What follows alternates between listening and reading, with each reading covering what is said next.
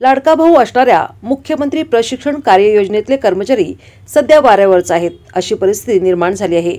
मुख्यमंत्र्यांनी घोषणा करून देखील जिल्हा पातळीवरील कारभाऱ्यांकडून योजनेतल्या कर्मचाऱ्यांची नियुक्ती करण्याबरोबर वेतन देखील देण्यात येत नसल्याचा प्रकार समोर आला आहे।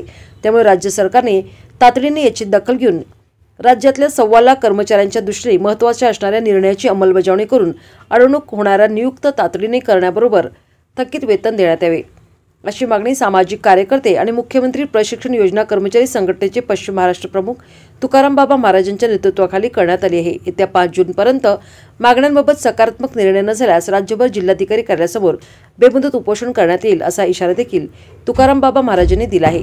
याबाबतचे निवेदन सांगलीच्या जिल्हाधिकाऱ्यांच्या जिल्हा परिषदेचे मुख्य कार्यकारी यांना देखील देण्यात आले आहे।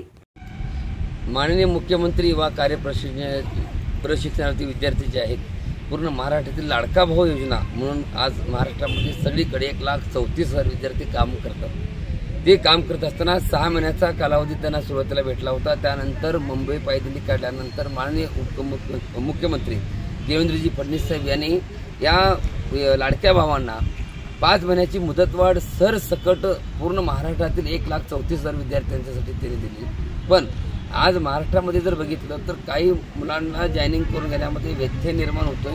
ग्रामपंचायतमध्ये 5% एक अट त्या ठिकाणी सांगितली जाते। काही मुलांना पगार देखील अजून उपलब्ध होत नाही। काही नगरपालिकेमध्ये देखील त्यांना त्या ठिकाणी जॉईनिंग करून घेतलं जात नाही। एकीकडे महाराष्ट्राचे मायबाप महाराष्ट्राचे दैवत यांनी एकीकडे सांगावं की महाराष्ट्रातल्या सरसकट मुलांना न्याय मिळणार, सरसकट मुलांना 5 महिने मुदतवाढ भेटणार। आणि जर या सगळ्या गोष्टी होत असतील तर एकीकडे महाराष्ट्रातील ज्या वेगवेगळ्या महाराष्ट्रामध्ये सांगली जिल्हा असेल, कोल्हापूर जिल्हा असेल किंवा बाकी इतर जिल्हे असतील, 36 जिल्ह्यामध्ये वेगवेगळ्या माध्यमातून ग्रामपंचायत असेल किंवा शिक्षण विभाग असेल किंवा नगरपालिका असेल त्या ठिकाणी ह्या विद्यार्थ्यांना जॉईनिंग करून घेण्यामध्ये टाळाटाळ होते।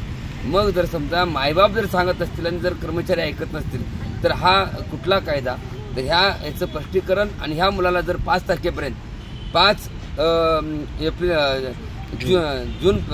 जूनपर्यंत जर ह्या मुलांना जॉईनिंग करून जर नाही घेतलं, सरसकट जॉईनिंग करून नाही घेतलं तर अमरण उपोषण पूर्ण महाराष्ट्रातील 36 जिल्ह्यामध्ये प्रत्येक कलेक्टर ऑफिसपाशी आम्ही अमरण उपोषणला बसण्याचा ह्या ठिकाणी इशारा देतोय। जर समजा सरकार एकीकडे मुलांना रोजगार उपलब्ध करून देते हे सांगते, एकीकडे हाताला तरुण मुलांना काम दिलं जाते म्हणून सांगितलं जाते, एकीकडे प्रत्येक मुलांची जर परिस्थिती बघितली, एवढा मोठा दुष्काळ असताना पाऊस उन्हाळ्यामध्ये पडला, या मुलांचे आई वडील शेतकरी आहेत, त्यांची परिस्थिती बघितली दानादीन होऊन गेलेली आहे। आणि असणाऱ्या छोट्याशा अगदी पुंजीमध्ये 6,000 आणि 8,000 आणि 10,000वरती ही मुलं काम करतात आहे, त्यामध्ये समाधानी आहेत।